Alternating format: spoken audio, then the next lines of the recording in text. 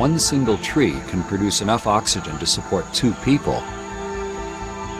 And the Amazon rainforest is 10 times the size of Texas, producing 20 times more oxygen than all the people on the surface of the earth could consume.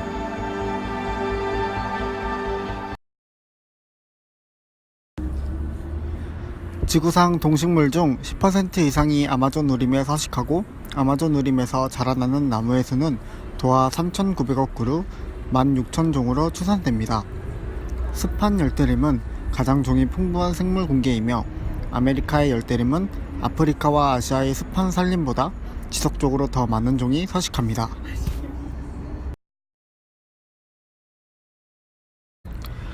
아메리카에서 가장 큰 열대우림 지역인 아마존 열대우림은 비교할 수 없는 생물 다양성을 가지고 있습니다. 세계에서 가장 큰 규모의 식물과 동물종을 구성하는 아마존은 세계에서 알려진 10종 중 1종을 품고 있습니다.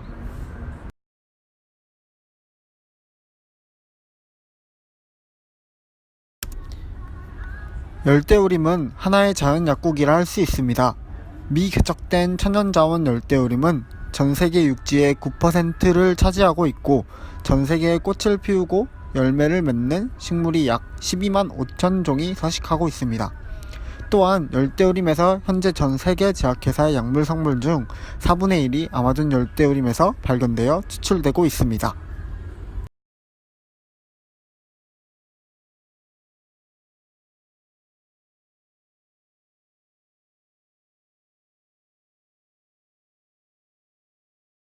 아마존 열대우림 파괴가 전례 없이 빠른 속도로 진행되고 있습니다.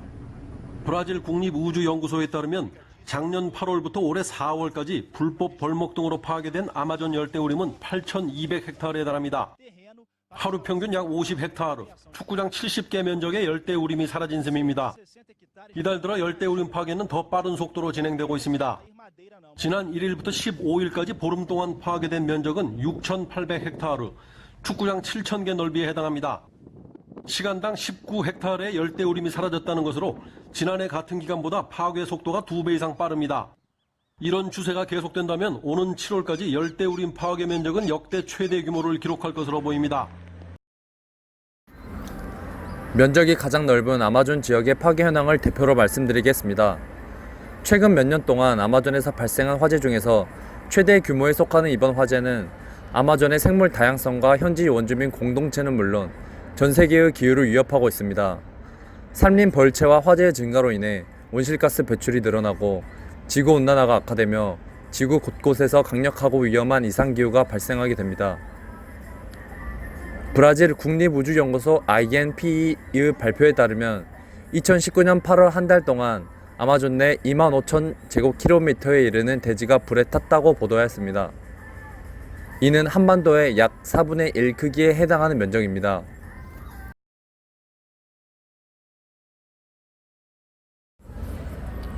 이처럼 아마존을 휩쓰는 화염이 한 달 넘게 지속되고 있는 상황에서 열대우림 파괴를 가속하는 기업들은 개발을 멈추지 않고 있습니다.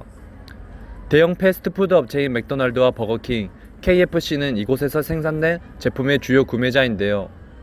회사 내부적으로 산림 벌채 제로 정책을 갖고 있지만 그린피스의 최근 보고서에 따르면 실질적인 이행으로까지 이어지지 못하고 있는 것으로 드러났습니다. 반면 아마존 산불 사태에 맞서 구체적인 행동에 나선 기업도 있습니다.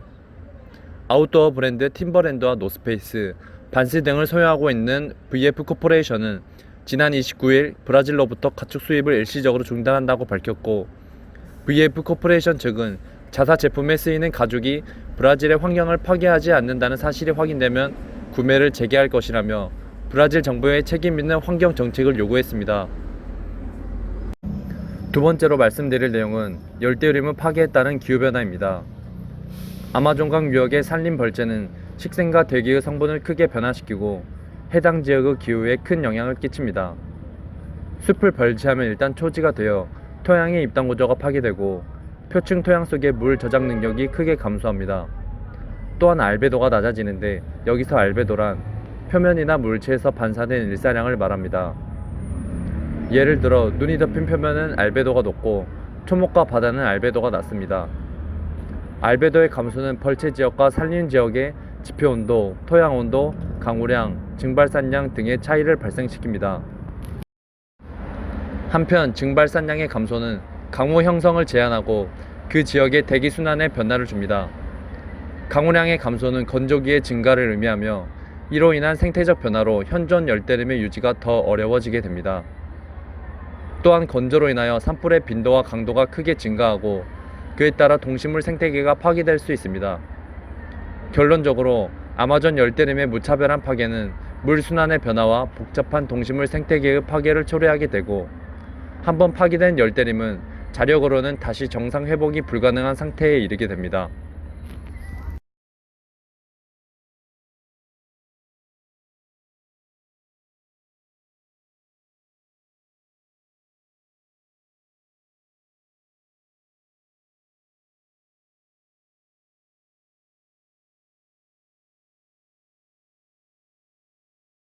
Será que alguém ajuda alguém? A não ser uma pessoa pobre, né? Sem retorno, o que está de ouro da Amazônia?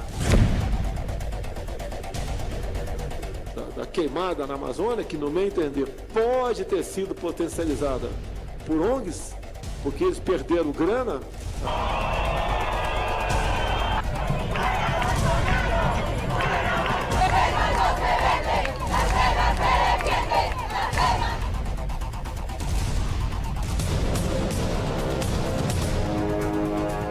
Ahí ven a yo lo guía a Cuteo, voy allá a Guayonque, Baumun, Kuman y Magique, Natalia.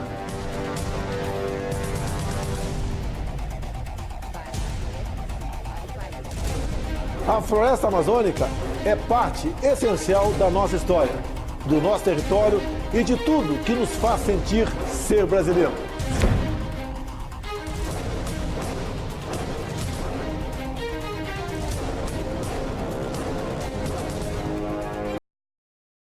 최근 세계적인 이슈가 되었던 브라질 아마존의 대규모 화재는 우연히 발생한 것이 아닙니다.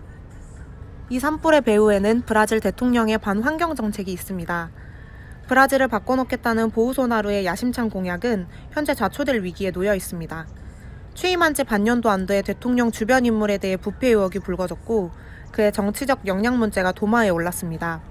또한 교육, 노동, 연금 등 그가 내세운 개혁 정책에 반대하는 시위가 전국적으로 확산하고 있으며 신생 정권의 국정 동력이 바닥을 보이자 화폐 가치가 떨어지고 성장률도 급락하는 등 경제적으로 악영향을 띠고 있습니다. 이렇게 정치 경제적으로 악재가 겹치면서 지지율은 하락세를 이루었고 대통령 취임 100일을 맞이해 시행한 국정 수행 평가는 긍정 32%, 부정 30%로 이는 1985년 군부 정권에서 벗어난 이후 가장 낮은 긍정평가와 가장 높은 부정평가를 동시에 기록한 수치라고 합니다. 보우소나루 대통령의 대선 승리에 결정적인 역할을 했던 핵심 지지층인 기독교 복음주의자의 지지율이 70%에서 40%로 떨어졌다고 지적했습니다. 이런 상황 속에서 보우소나루는 아마존 열대우림에서 돌파구를 찾고 있다는 의견이 다분합니다. 아마존 우림의 보호구역을 축소시키고 경제발전을 위해 아마존 개발을 가속화한 결과 세계적으로 이슈가 된 대규모 산불로 이어지게 된 것입니다.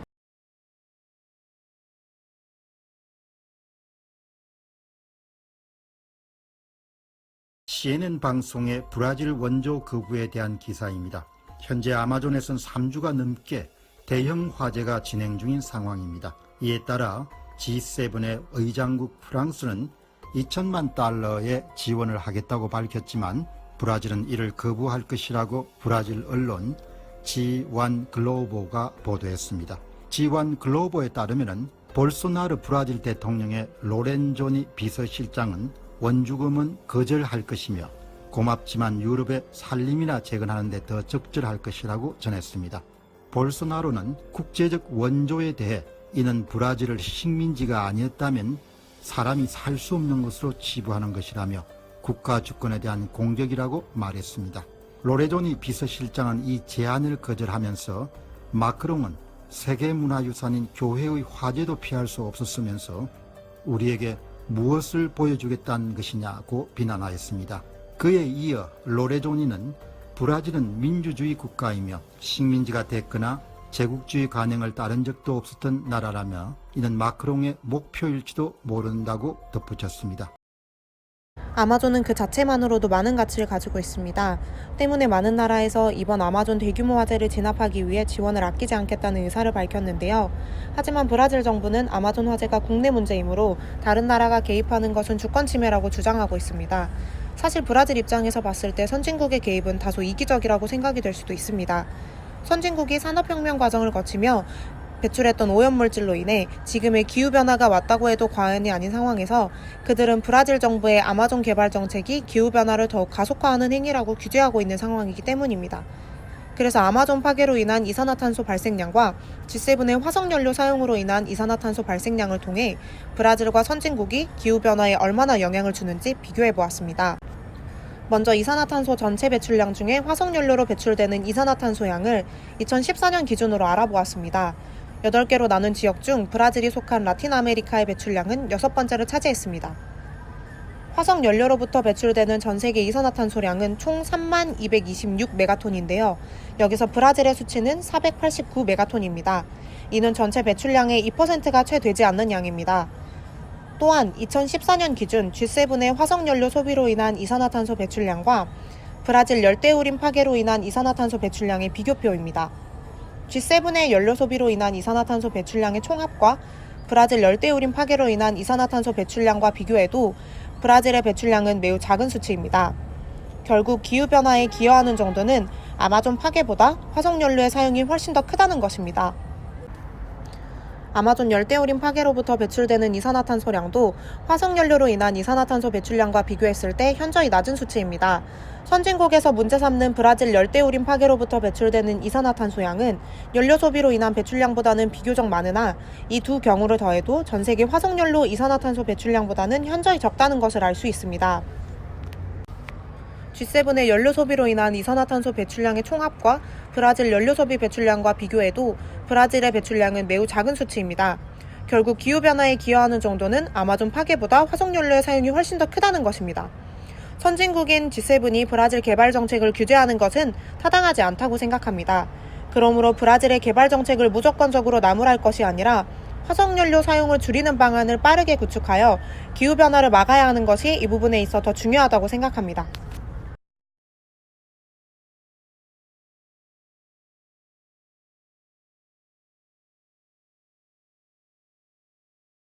아마존 열대우림의 나무가 죽어가면서 아마존의 이산화탄소 흡수 능력이 줄어들고 있다고 월스트리트저널이 보도했습니다. 월스트리트저널은 과학저널 네이처에 실린 연구 보고서를 인용해 아마존 열대우림이 기후변화를 막는 핵심 역할을 해왔지만 이 지역의 나무들이 죽어가면서 이산화탄소 흡수 능력이 감소하고 있다고 전했습니다. 보고서를 보면 아마존 열대우림의 나무가 고사하는 비율은 1980년대 중반 이후 3분의 1 이상 높아졌고 새로운 나무가 자라는 비율은 2000년 이후 정체를 보이고 있습니다. 2005년과 2010년에 극심했던 가뭄으로 이 지역에서 수백만 그루의 나무가 죽은 것이 나무의 고사 비율이 높아진 이유 가운데 하나라고 보고서는 설명했습니다. 이렇게 아마존의 이산화탄소 흡수효율이 지속적으로 떨어지는 이유는 무엇일까요? 지금도 아마존에서는 끊임없이 무분별한 벌목이 행해지고 있습니다. 벌목으로 인해 산림이 파괴되어 초지가 증가하면 줄어든 나무의 숫자만큼 증발산량이 감소합니다. 이는 물순환 과정에 따라 강우량 감소로 이어지는데요. 결과적으로 열대우림에는 가뭄이 찾아오게 됩니다. 이렇게 가뭄이 들면 식물은 에너지를 생산하는 과정인 광합성 과정을 줄이고 에너지를 소비하는 성장 과정에 집중하게 됩니다. 이렇게 성장에 집중한 식물은 빠르게 자란 만큼 빠르게 죽게 되는 것입니다. 이 과정으로 가뭄에 말라 죽는 나무가 많아지고 죽은 나무가 썩으면서 이산화탄소 배출량이 늘어나게 됩니다. 이는 또다시 초지 증가를 야기하여 이 과정이 반복되게 됩니다. 따라서 결국에는 나무가 흡수하는 이산화탄소량보다 배출하는 이산화탄소량이 많아지게 되어 흡수효율이 떨어지게 되는 것입니다.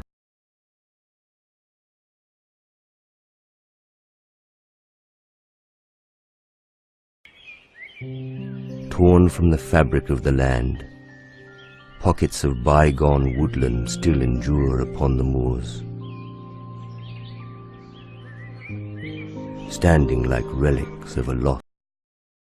저희의 네 번째 질문은 파괴되는 열대우림 지킬 필요 있는가입니다.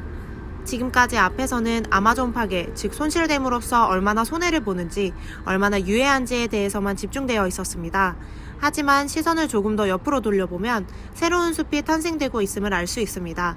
바로 2차 숲이라고 하는데요. 발전되는 세상 속에서 줄어드는 농업과 도시화로 인해 인구 밀도가 증가함에 따라서 버려진 오래된 집들과 농지들이 자연의 품으로 돌아감으로써 형성되는 것이 바로 2차 숲입니다. 첫 번째로 주목할 것은 면적의 양입니다.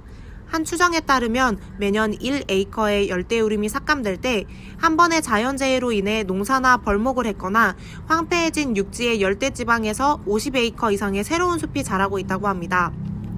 축구장 2분의 1 면적이 사라질 때 25곳 이상의 축구장이 만들어지고 있다고 생각하시면 이해가 쉬우실 것 같습니다. 두 번째로 주목할 것은 이 숲의 성장 속도와 탄소 흡수율입니다. 이 2차 숲에 반대하는 학자들은 숲이 자라고 있지만 모든 숲이 똑같지는 않다라고 반박하고 있는데요. 실제로 캐노피가 없고 빛이 너무 많으며 몇 종밖에 없는 것은 사실입니다. 하지만 다른 학술 자료를 찾아본 결과 2차 숲은 생장 속도가 빠르기 때문에 20년 정도만 있으면 캐노피를 형성하는 등 기존 숲과 비슷한 형태 구성이 가능합니다. 또 다른 논지로는 기존의 열대우림보다 2차 숲이 탄소 흡수율이 좋다는 것입니다. 앞에 아마존 이산화탄소 흡수 효율적인가에서 보셨다시피 파괴되어가는 아마존의 탄소 흡수율은 생각보다 좋지 않습니다. 오른쪽 아래에 보이는 표는 미국 국립과학원 회보에서 얻은 자료인데요. 이 자료에서도 보시다시피 새로운 숲이 오래된 숲보다 탄소 저장량이 더 많음을 알 수 있습니다. 세 번째로 주목할 것은 아마존을 보존하지 않음으로써 발생하는 이익들입니다. 여러 학자들은 열대우림에 대한 과도한 보호는 가난한 지역 사람들이 자신의 땅에 있는 열대우림에서 이익을 얻지 못하도록 할 뿐만 아니라 지구온난화에 대한 다른 접근법을 방해한다고 말하고 있습니다. 아마존 보존을 포기한다면 풍부한 자원들을 중심으로 하여 브라질은 아마 더 많은 경제 성장을 할 것으로 예상되고 원주민의 생계 걱정도 조금은 줄어들지 않을까라는 생각이 들었습니다.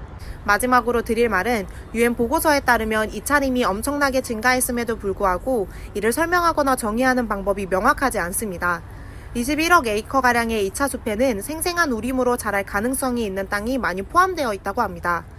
현재 세계 산업과 연계된 새로운 일자리와 교통 개선으로 농촌 인구가 빠르게 성장하는 도시로 유인되고 있다는 점과 더 나은 농업 기술과 종자 및 비료에 대한 접근은 농민 수를 더 줄게 만들고 있다는 점을 고려했을 때 더 많아질 2차 숲에 대해 충분히 조사하고 투자할 가치가 있다고 생각합니다.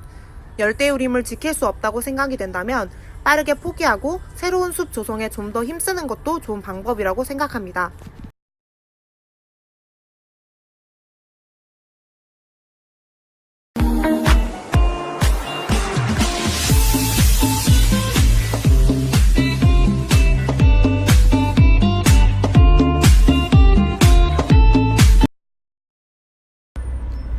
아마존 보존과 원주민의 생계 유지를 동시에 할 수 있는 방법은 바로 아마존 안에 국가적 사업 또는 환경단체와 협약을 통해 운영할 수 있는 전문적이며 체계적인 자연 생태공원을 조성하는 것입니다.